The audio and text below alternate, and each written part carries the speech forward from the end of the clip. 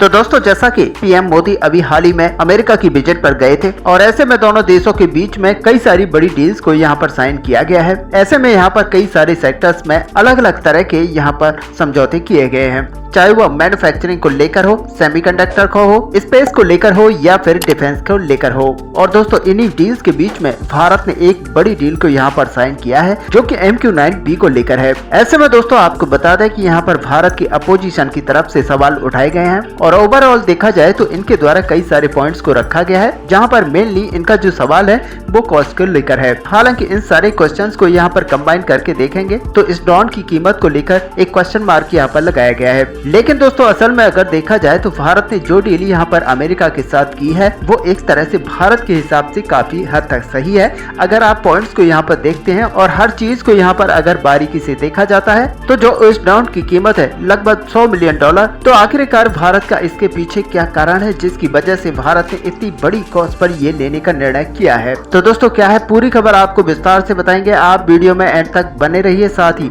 अगर हमारे चैनल को अभी तक सब्सक्राइब नहीं किया है तो चैनल को सब्सक्राइब कर लीजिए ताकि सबसे पहले हमारी वीडियो आप तक पहुंच पाए। तो चलिए दोस्तों सीधे चलते हैं वीडियो पर। तो आपको बता दें कि यहाँ पर ड्रोन की कीमत को लेकर जो यहाँ पर सवाल उठाया गया है उससे पहले यहाँ पर देखना चाहिए कि अन्य कंट्रीज के मुकाबले में भारत के इस ड्रोन के अंदर क्या क्या कैपेबिलिटीज मौजूद हैं और किस तरह के हथियारों को भारत यहाँ पर यूज कर रहा है, जिसकी वजह से भारत के ड्रोन की कीमत पहुंच चुकी है। तो दोस्तों सबसे पहले आपको बता दें कि भारत यहाँ पर 31 ड्रोन को खरीदने वाला है, जिसमें से 15 ड्रोन यहाँ पर भारतीय नौसेना के लिए खरीदे जाएंगे। साथ ही थल सेना और वायु सेना के लिए यहाँ पर 8-8 ड्रोन को दिया जाएगा। और सबसे बड़ी बात यह है कि 31 में से जो 60% ड्रोन है उनकी असेंबली भारत के अंदर की जाएगी। ऐसे में इनकी जो MRO फैसिलिटी है वो भी भारत के अंदर ही बनाई जाएगी और साथ ही भारत के साथ काफी ज्यादा टेक्नोलॉजी को यहाँ पर शेयर किया जाएगा, जिसमें से रडार टेक्नोलॉजी होगी और इंजन की टेक्नोलॉजी जिसको भारत के साथ शेयर किया जाएगा। और सबसे बड़ी बात यह है कि अन्य कंट्रीज अगर अमेरिका के इस ड्रोन को लेने के लिए तैयार होते हैं तो भारत के अंदर इसको असेंबल करके उनको सेल किया जाएगा। ऐसे में जो फैसिलिटी है वो काफी अच्छे तरीके से यहाँ पर आपको दिखाई देगी।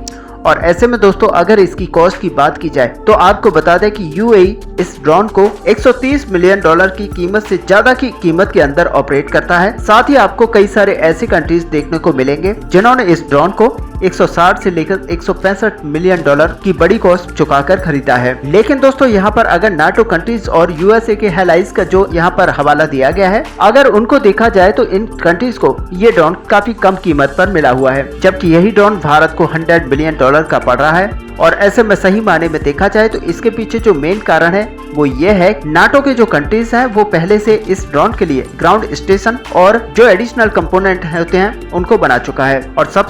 और इसके अलावा इन्होंने जो ड्रोन खरीदे हुए हैं वो काफी कम पेलोड के साथ ही कम सेंसर्स के साथ खरीदे हुए हैं। और ऐसे में इनके पास जो ड्रोन्स हैं वो काफी कम कैपेबिलिटीज के साथ हैं। और अगर इस ड्रोन की पूरी कीमत की बात की जाए तो इसकी जो 60 से 70% तक की जो कॉस्ट है वो इसके वेपन पेलोड और सेंसर्स की वजह से बढ़ी हुई है। और सबसे बड़ी बात यह है कि इसके अंदर जिन वेपन्स का यहाँ पर यूज किया जाता है उसकी वजह से इसकी कीमत बहुत ही ज्यादा बढ़ी हुई है, जिसकी वजह से भारत तीनों ही सिस्टम्स को यहाँ पर अपनी सेनाओं के अंदर करना चाहता है और इसीलिए भारत इसको फुली लोडेड लेना चाहता है, यानी कि भारत इसको फुल कैपेसिटी उठाने की कंडीशंस में लेगा। साथ ही इसके अंदर हर तरह के सेंसर्स को लगा हुआ होना चाहिए और साथ ही भारत इसके हथियारों को अमेरिका से लेगा। और साथ ही बड़ी बात यह है कि भारत को यहाँ पर ट्रांसफर ऑफ टेक्नोलॉजी भी किया जाएगा। तो इन सारी चीजों को देखते हुए भारत का जो प्राइस है वो काफी इफेक्टिव दिखता है। हालांकि यहाँ पर यूके और स्पेन जैसे कंट्रीज को आप देखेंगे तो ये ड्रोन्स को इस्तेमाल करते हैं और इनके पास जो ड्रोन्स है वो काफी कम कैपेबिलिटीज के साथ हैं। और यही वजह है कि इन कंट्रीज को काफी कम कीमत में इन ड्रोन्स को दिया गया है, जबकि भारत के अंदर नए सिरे से ग्राउंड